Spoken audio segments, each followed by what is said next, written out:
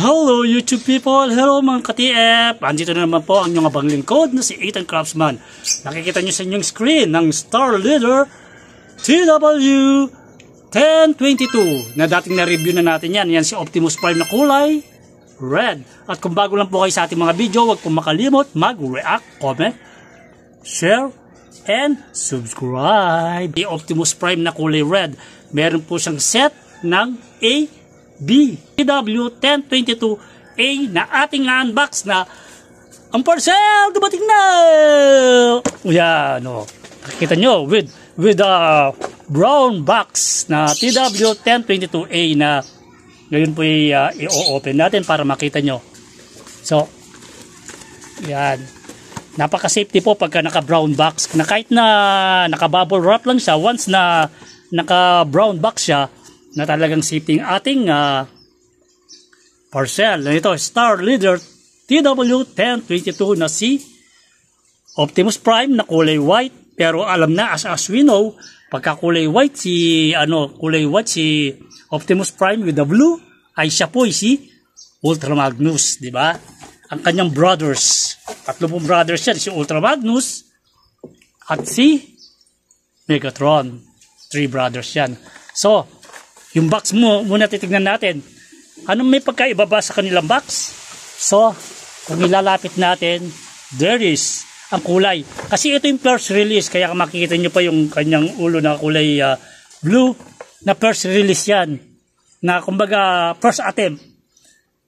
In-improve na nila doon sa mga dumating na bagong mga attempt nila. The color of the box is, makita mo, mas darker yung isa, mas lighter yung isa. Pero yung kanilang masasabi natin na pagkasulat ay pare-pareho talaga. Kumbaga sa printing lang ang nangyari sa kulay ng boxes. So sa likod naman ay pareho rin. Tignan mo yung yung mga nakalagay na TW1022. Pati yung mga halos the same. So wala tayong pagkukumparaan diyan. Alloy edition. Yung kagandaan yan, yung mga gawa ng TW ng Byway ay may mga alloy parts. So, ngayon ito, yung nakita na natin ang kanyang box dito. Kaya nakita nyo, nakaka-amaze kung makikita nyo may A, B, C, and D. Tapos A1, B1, C1, D1. Ibig sabihin, yung mga variation na pwede na lang i-incorporate sa ganitong items ay pwede lang gawin. Ang meron lang tayo niyan, A, yung isa wala, A, B. So, open na natin. Yan. Itong kanyang Kung paano mo nakita yung box kung napanood yung ating mga review about do sa TW1022 na si Optimus Prime na red, ay ganito rin ang kanilang So, nandito yung box. So,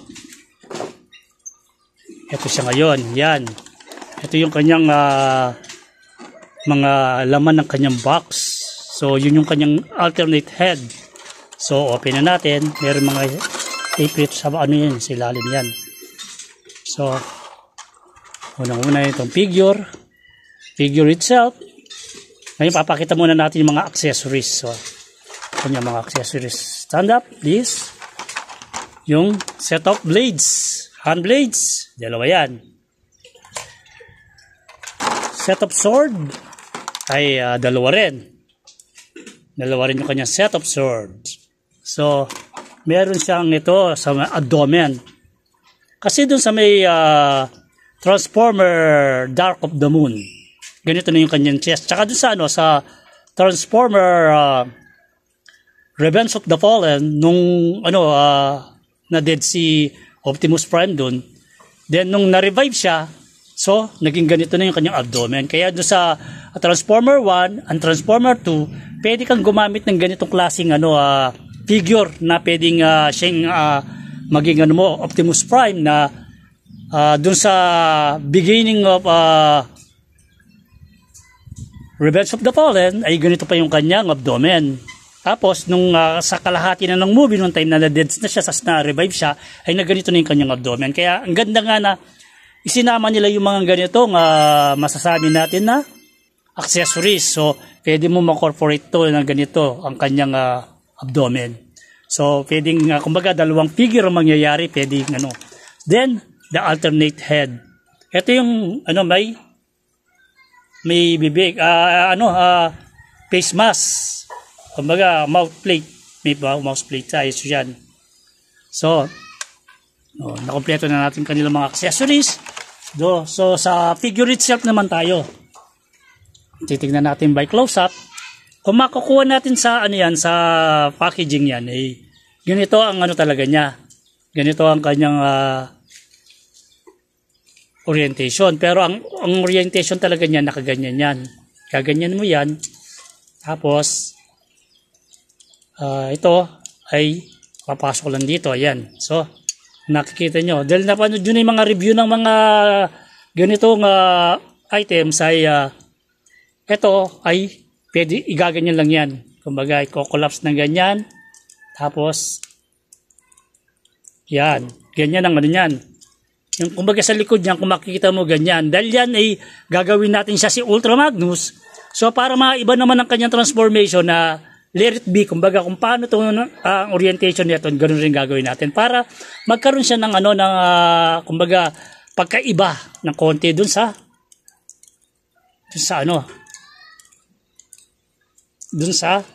original na Optimus Prime. So, ganyan na magiging orientation niya. At the same time, ito, nakikita nyo to. Yung kanyang legs, ito, ay pwedeng iganyan yan. Kumbaga, yung orientation na nakaganyan. Nakikita nyo yan. Sabay, ito, yung kayo Optimus Prime na ganyan ang orientation ng kanyang feet, yung kanyang wheels, ganyan ang dating. Dahil ito nga ay gagawin natin si Ultra Magnus para maiba naman. So, let it be. Let it be. Let it na lang siya. For a change. So, yung kanyang articulation, kaparong-kaparo rin, ball joint yung head, na gagalaw natin ng ganyan. Ang kanyang arm ay naiikot natin ng ganyan. Tapos, meron siyang swivel dito. At meron siyang bend ng kanyang elbow na ganyan. So, ang kanyang kamay naman ay wala siyang open hands na yung mga daliri, ganyan lang siya. Pero meron siyang movement, yan, na gagalaw natin ng ganyan. So, same rin sa kabila. So, sa kanyang, sa kanyang feet naman, gaganyan natin yan. Nakaka-kick siya ng ganyan. Ganyang kalayo ang kick niya. And then, sa likod naman ay ganito. So, kasi tumatama na yung kanyang wheels dyan. Pero kung gusto mo pang i-extend, kumbaga, may ginagawa ka ng mga posing, pwede mong i-ganyan yan. Yan, hanggang ganyan ang kanyang bend ng kanyang legs. Sasabay, pwede mo ibalik, then balik ulit yun. Ang kanyang knee naman, ayan, ganyan. Hanggang ganyan ang kanyang bend. So, ang kanyang naman, ang feet naman yan ay ayan, through to transformation, ay gagalaw ng ganyan yan. So, meron siyang ankle titage na konti, yan, nagagalaw na ganyan. So, kumbaga, kung titignan mo to, very posable naman siya. Very posable siya. Kumbaga, marami siyang pose na pwede nating i-incorporate sa kanya. Then, kung lalagay natin yung kanyang weapon, ito, ang orientation nito pa ganyan. Buksan mo muna natin to, then, pahawak natin pailalim yan pailalim. Para mas magandang datingan yan. Tapos babalik ulit natin. Nakita niyo yan? Na parang ang dating niya ay galing siya sa kanyang arm.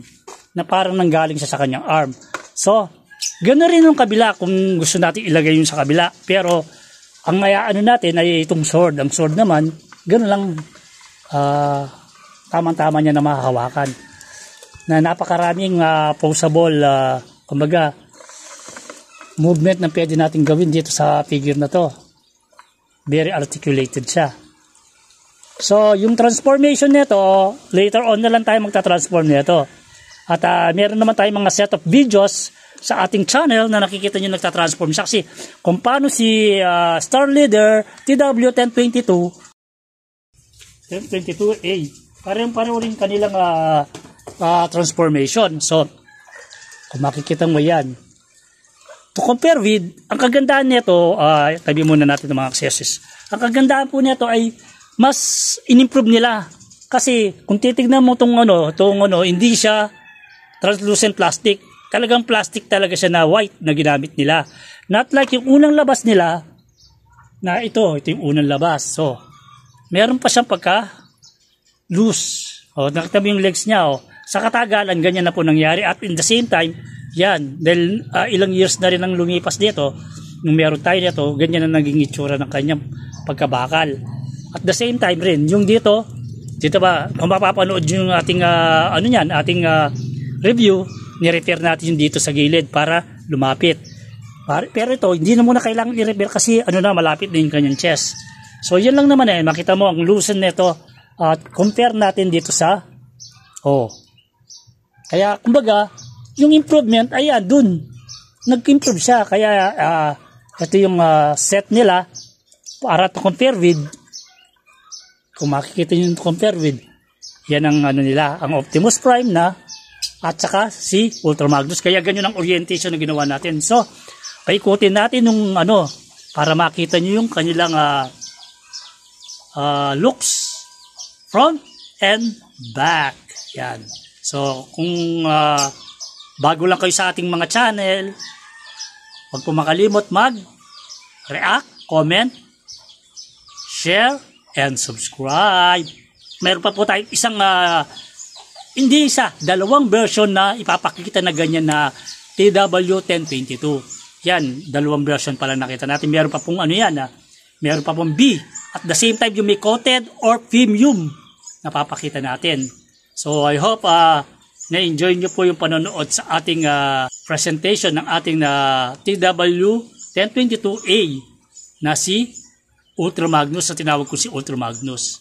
So, kung ikaw ay collector, you must have that. Kumbaga, kasi habang kumbaga mayroon pang available sa market niyan, kailangan na kumuha ka na. Kasi once na wala nang available, ang mangyayari doon ay magtataas na po yung cost niyan. Ibig sabihin, may hirapan na tayong makahanap ng ganyan figure. So, I hope you enjoy. And lagi pong tandaan ng paalala niyong abang lingkod na si Ethan Craftsman. Keep safe and God bless!